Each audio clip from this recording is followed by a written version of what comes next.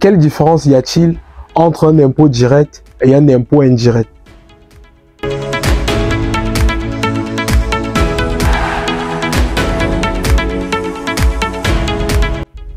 L'impôt direct est prélevé directement sur les revenus ou le patrimoine des entreprises ou des individus. Le contribuable en est l'ultime responsable. Il supporte lui-même cet impôt. En d'autres termes, il ne peut pas récupérer cet impôt chez une autre personne. Parmi ces impôts directs, nous avons l'impôt sur les sociétés, la taxe foncière et l'impôt sur le revenu.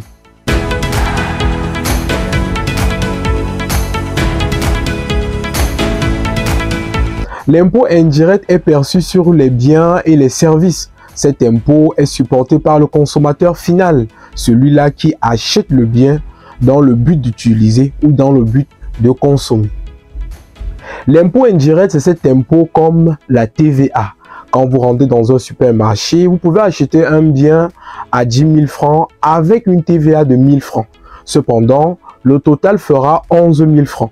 Mais les 11 000 francs, sur les 11 000 francs, le commerçant, le propriétaire du supermarché devra empocher lui-même 10 000 francs et 1 000 francs ira dans les poches de l'administration fiscale pour le compte de la TVA. On se rend donc compte que la TVA qui a été versée auprès de l'administration fiscale par le propriétaire du supermarché, 1 000 francs, n'a pas été supportée par lui, mais plutôt par vous qui avez acheté le bien.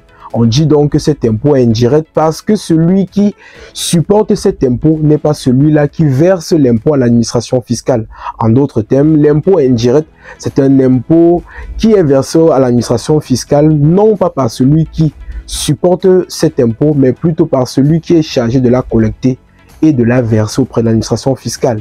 D'où vient le terme impôt indirect. Pour terminer, l'impôt direct, c'est cet impôt qui est versé auprès de l'administration fiscale par celui qui supporte cet impôt, par celui qui supporte exactement l'impôt, alors que l'impôt indirect, c'est cet impôt qui est versé auprès de l'administration fiscale, non pas par celui qui supporte l'impôt, mais plutôt par une autre personne qui est celui-là qui est chargé de collecter et de reverser l'impôt, appelé redevable légal.